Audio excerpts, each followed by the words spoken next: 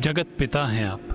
आपके कर्तव्य व्यक्तिगत स्वार्थ से कहीं अधिक महत्वपूर्ण हैं और आपके विवाह से संसार का कल्याण भी जुड़ा है, क्योंकि तारकासुर का अंत एकमात्र आपकी संतान के द्वारा ही संभव है।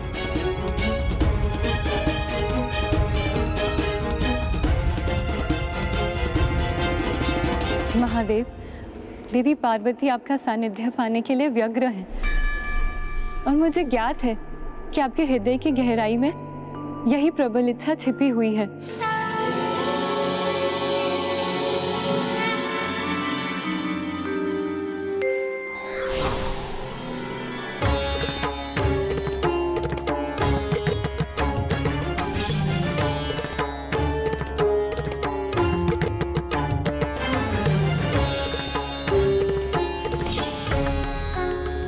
मेरी विनती स्वीकार कीजिए महादेव। देवी पार्वती से विवाह का प्रस्ताव स्वीकार कीजिए।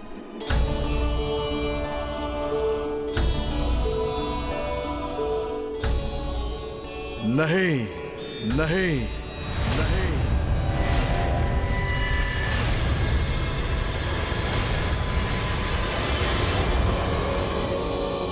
किंतु क्यों महादेव? नारायण, मेरे विषय में सब कुछ ज्ञात होते हुए भी आप मुझे टटोल रहे थे। यहां आकर एक प्रकार से आप मेरी परीक्षा ले रहे थे, तो मैं भी देवी पार्वती से विवाह उनकी परीक्षा लेने के उपरांत ही करूंगा। हाँ नारायण, मुझसे विवाह करने हेतु देवी पार्वती को परीक्षा देनी होगी और उसमें सफल भी होना होगा।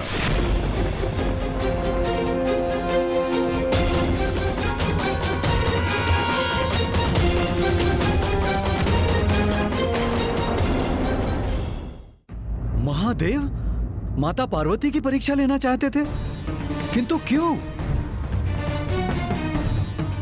हाँ ब्राह्मण देवता, माता ने तो कितनी निष्ठा और भक्ति भाव से महादेव की सेवा की थी, तो फिर अब उनकी किसी भी परीक्षा की क्या आवश्यकता थी? माता, लौह भी तब कर ही स्वर्ण बनता है और इसमें तो कोई संदेह नहीं कि माता पार्वती पूर्ण रूप से महादेव के प्रति समर्पित थीं। किंतु उन्होंने जो भी किया वो तो उनके पिता महाराज हिमावन की इच्छा से, उनके आदेश का पालन करने हेतु किया था। किंतु अब महादेव ये सुनिश्चित करना चाहते थे कि जहां माता सती के प्रेम में हठ सम्मिलित था, वहीं माता पार्वती उस हठ से सर्वथा मुक्त थी।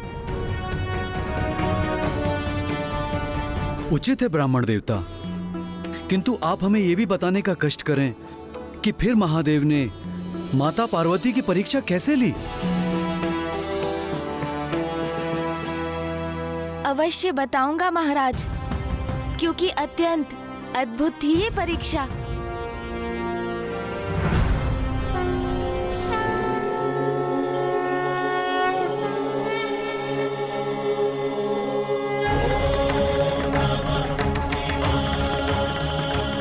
पार्वती, मैं तुम्हारी परीक्षा लेने आ रहा हूं।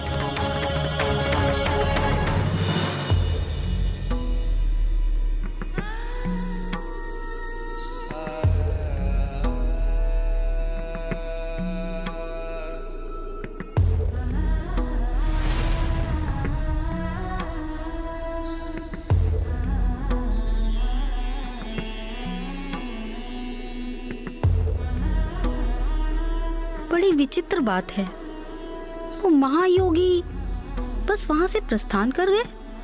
उन्होंने तुमसे कुछ भी नहीं कहा?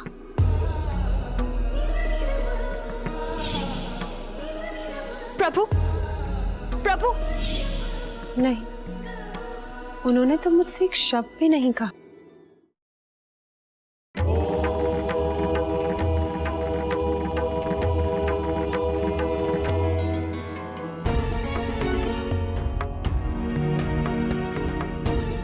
मुझे ऐसी पुत्री चाहिए जो महादेव की पत्नी बनने की अधिकारी हो।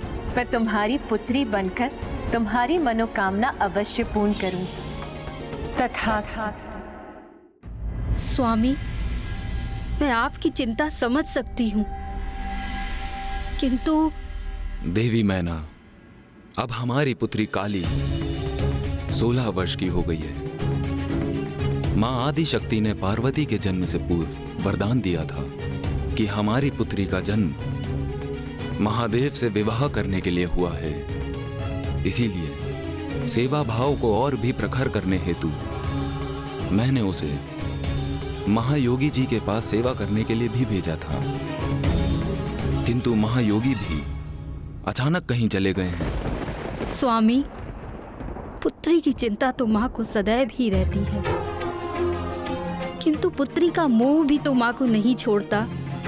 इसलिए अब मैं पुत्री पार्वती के विवाह में इतनी शीघ्रता नहीं चाहती, विशेष रूप से तब जब उसका विवाह किसी ऐसे व्यक्ति के साथ होने वाला हो जिससे हम भली भांति परिचित भी नहीं। ये आप क्या कह रही हैं देवी मैना? महादेव से उसका विवाह नियति है उसकी, नियति है उसकी, किंतु ज्ञात नहीं है महादेव अचानक कहां चले गए हैं। उन्हें कहां ढूंढूं मैं? कब और कैसे उनका सानिध्य प्राप्त होगा हमारी पुत्री को?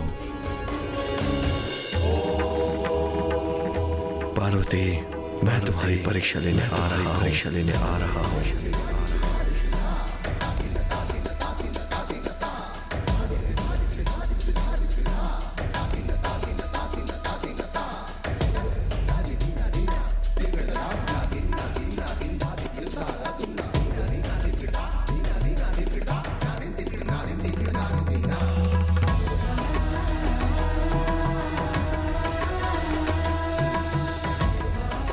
क्या हुआ पार्वती? अब अचानक से तुम इतनी विचलित कैसे हो गई? याद नहीं, मुझे ऐसा आभास हुआ जैसे किसी ने मुझे मेरे नाम से पुकारा।